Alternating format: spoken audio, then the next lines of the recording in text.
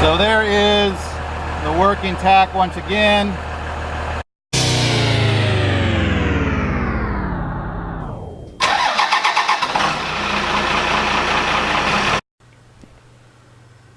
All right, welcome back.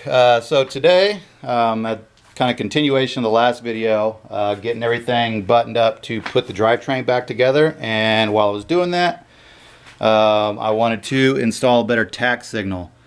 So to add the sensor, all I did was basically get just a piece of 1/2 inch scrap aluminum, and I had my buddy Tiggett at work. So it is on, and all we did was 11/16 hole, tap it to a 3/4 16. So I got the sensor installed. Let me show you that. Alright, so here is the sensor, the new sensor that's counting the flywheel teeth. 152 teeth on the Cummins flywheel according to the internet, so I went with that for my initial settings and it worked. So the sensor has your typical two posts for a ring terminal. I did not want to have to take those off to adjust this, put it in and out, so I added a pigtail here. Use my weather pack connectors, which I like. Labeled Tach sensors, so I know, and then kind of ran it up with part of the other harness. And let me show you the new box that I installed.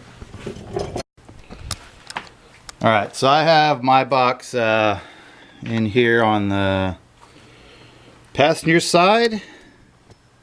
It is, I just kind of remove the glove box and then I just cram all this stuff behind where this speaker is. So I keep Sirius radio junk and the Tach brain and the speedo. Keep both these here because they actually share gauge power, and I like to keep the grounds and the power the same for both these. That way if I have a problem, both of them go out and I don't have to figure out, well, what's wrong? Is it power to both boxes, one box, so on. So this is the old one I had in here. This is basically just the generation 1, the DSL-1D, and this is the DSL-1E. So I put, this was originally in here. I had put the other one in the BJ to get that tach working. I realized the upgraded one is a lot easier to program with little dials. This one uses dip switches and these two pieces here, which I did not find. I mean, it worked, but that one is just easier. And this one, this one's kind of rattly. I don't know what's wrong with it, but I don't know if my tach signal was bad from the alternator using the W wire or this box. So if this box is still good, I'll use it on the 75. If this is bad, I did the right thing of ordering a new one. And so pretty easy it is pretty easy to program. So the ones I use power ground. Those are pretty self-explanatory. It's ACC power, so you want it keyed power, not constant. Any good ground works. What I did is I used the same ground that is actually going to the dash tach. When I had emailed Dakota Digital a couple years ago, getting some troubleshooting, that's what they recommended. That one's not used. I'm not using high voltage. I'm using, for the output, I'm using the normal. So that's going to your tach. Pretty easy. Once I had those, I basically just switched them over from the old. All right, and then I also start it up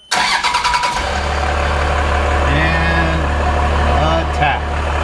Pull the hand throttle here, and it all works. And also on this, if you want to adjust it on the fly, if for some reason. So there's 152. That's how many flywheel teeth I have it set at. So there you go. Working tach. Cram that back in there. And another thing I can look for, so there's the flywheel turning, catching that sensor. Another good thing is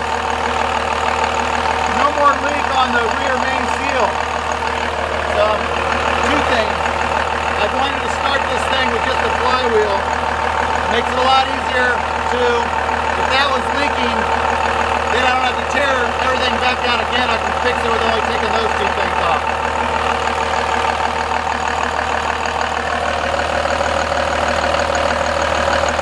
Alright, so there you go. You have working tach off the flywheel rather than the W-wire.